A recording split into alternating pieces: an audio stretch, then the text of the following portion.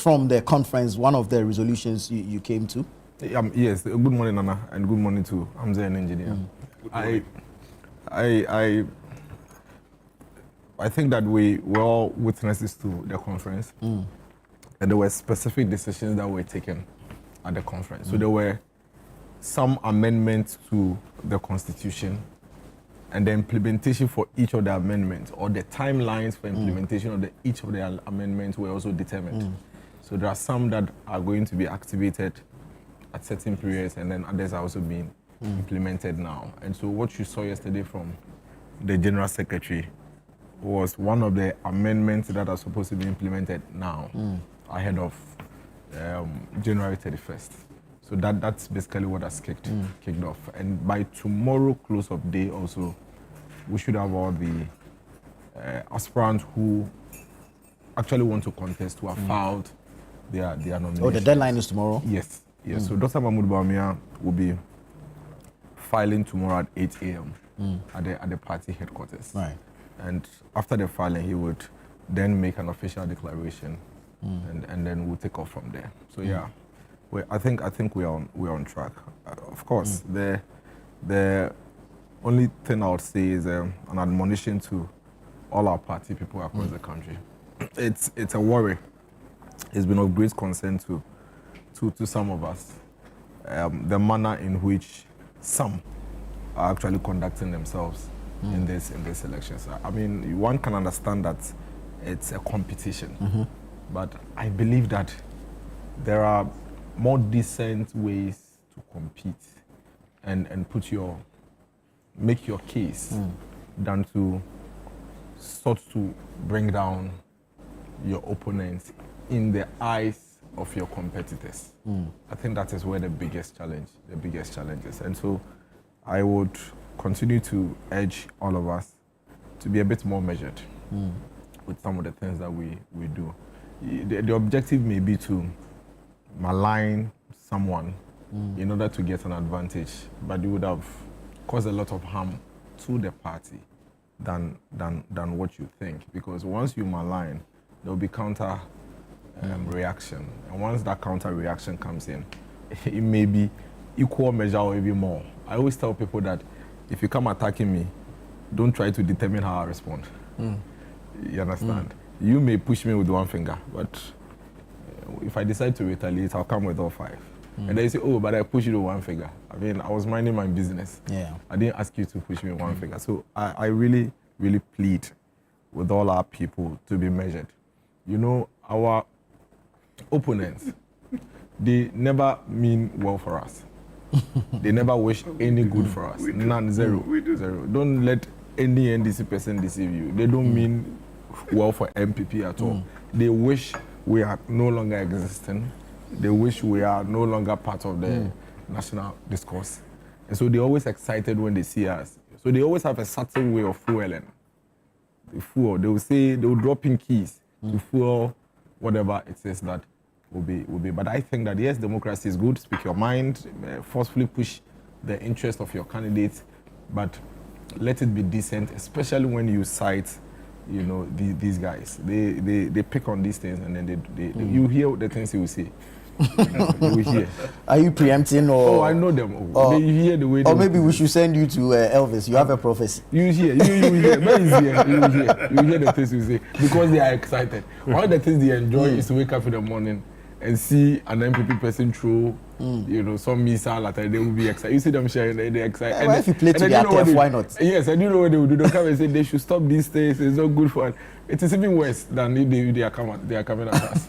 You know, so I beg my MPP people, please again. The conversation should be about why Dr. Mahmoud Bawumia.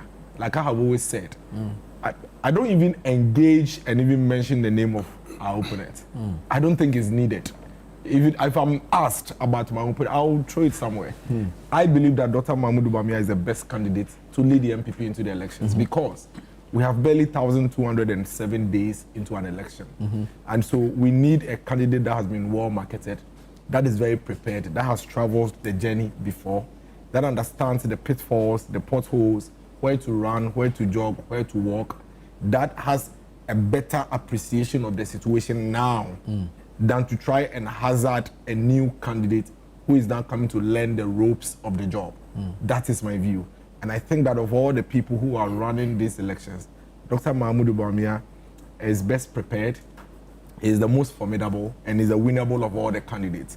That means that we could hazard any other person, but the one that gives us the greatest chance and minimizes the risk is Dr. Mahmoud Bawumia. And this is founded on electoral history, electoral trend, electoral records. That if I have gone into an election and I have close to 42% of the voters voting for me, I can confidently say without debate that I have some 42% of the country who believe in me. What it means is that I have some 9%, that could be engineer, Nana, our friends here, that I have to convince to come and join me. So this 9%, how do I get it going? Another person can also debate and say that, well, I think I can do it. I can make it. I can get there. Maybe true, but that risk is higher because you haven't gone to the people before. You could get 80%, you could get 70%, but you could also get 20, you could get 30, you could get 40. So between you and the one that has done it before and we can actually measure, I think that it is easier to pick on that person and say, okay, let's hold on to your 41.7% and let's go after the 9% that is left. And that's the sort of conversation that we're having. And this is also not just something that we are assuming, it is something that is backed by data, that in this country, except for President Mahama, that actually ran 2012 elections as a certain president and won, we've never had a candidate go for the first time to win an election. It's just history, it's just precedent, it's just an electoral trend. Politics is science, and politics is also sociology. So if the society and the sociology of the country is telling you that, well, we would want to hear this person multiple times before we give him a test, and they've done it with several candidates, then we need to give them that hearing and told that way. And that is why we feel that, okay, all of you are good, you could do it, but the one that gives us the biggest chance and opportunity is Dr. Mahmoud Bawumia. But this same person has been heard from since when? Is it 2008? And he had finally had the opportunity to contest in 2024, and yet suffered one of the biggest defeats in our history. I have been heard, Hamza has been heard, all the people who are running, we've all been heard. So long as you are in politics, you are heard.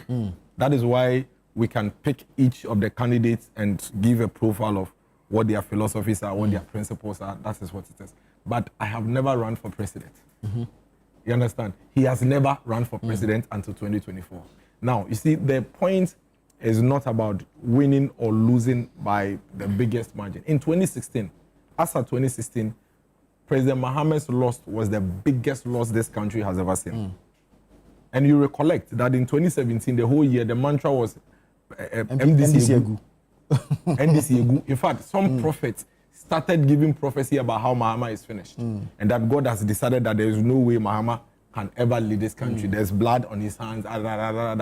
Who would have imagined? Even as of 2020, who would have imagined that President Mahama, that lost an election by close to 1 million votes, never seen before in this country, would come back to become president? Nobody.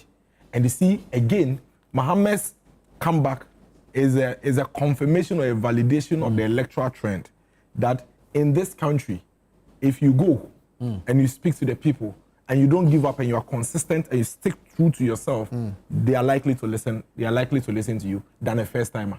That is why when President Kufuor went for the first time against former President Rawlings, he lost.